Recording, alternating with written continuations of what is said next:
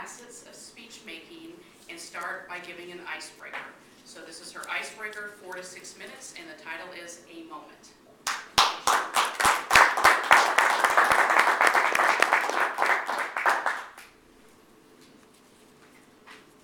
One morning I woke up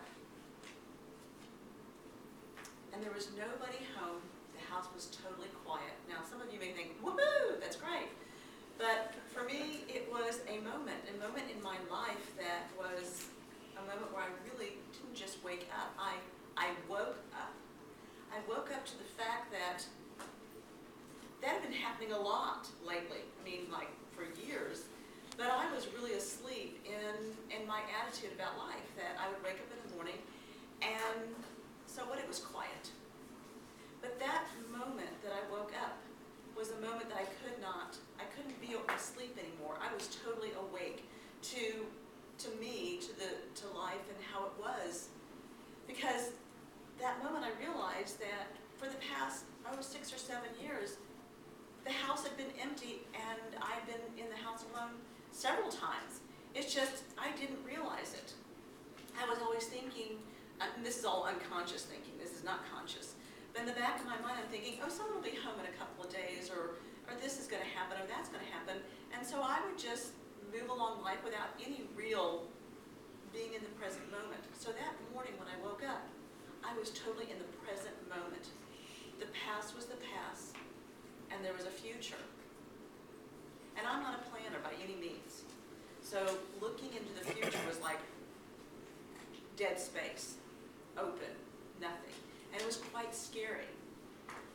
So that morning when I woke up and in that moment, I had to start really thinking about life as it is. And luckily, I mean, it's really wonderful. Again, I am blessed. I'm so blessed. I have a husband who's become quite independent. My 3 daughters now live outside the house.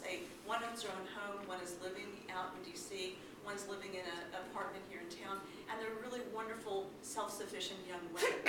And I'm proud of myself that I did a wonderful job, I think, of taking care of these children, and they're self-sufficient. So, yay for me and yay for them. But then there was that morning and that moment that, what about me? What about Sharon? And I also realized at that moment that I had been, and this is also unconscious, I'm a caretaker. I take care of people, that's what I do. And so over the past 6 or 7 to 10 years, I had started to replace my children's and my husband's needs for my massage therapist need, my massage client's needs, my yoga student needs. Anybody who came along, a volunteer situation, I was always waking in the morning and saying, I'm going to take care of this person or this thing. They're going to be good and happy, so therefore I will be happy.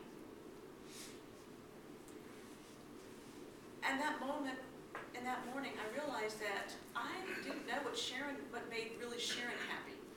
I really didn't know what I wanted to do.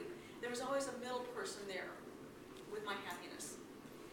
And so in that moment, that morning, I realized I needed to get to know me. What made me happy? What gave me pleasure? What excited me? What I want to do?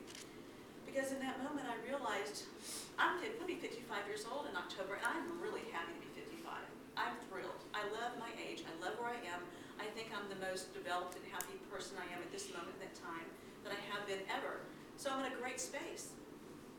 But I started realizing that if I get a lucky draw of genetic pool, if nothing happens to me, God forbid, that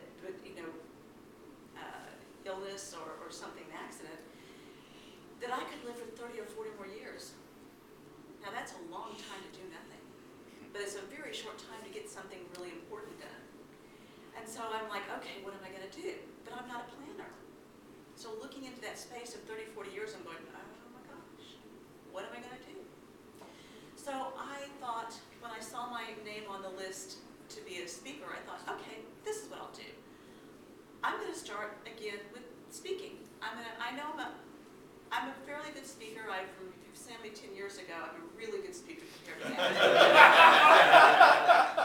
But I've got a long way to go, and I know I do. I'm quite aware of that. So I thought, okay, let's do this. This is the plan. Let's start with speaking and working through the next 9 speeches and getting to know what I want to do, what excites me. So I'm inviting you for the next 9 times that I speak to be here and join me on my little journey, my little path out what makes Sharon tick, what Sharon want to do for the next 30, 40 years. And I might deepen my yoga practice and learn more about yoga and teaching yoga. I might take my massage practice and change and look into more modalities. I'm thinking about really putting the two together, yoga and massage. But then I might just check it all, go down to Scottsdale, sit by the pool, drink pina coladas, do yoga, have a massage, and just have a good time for the next 30 years. I don't know. But anyway, join me on my little journey and stay tuned.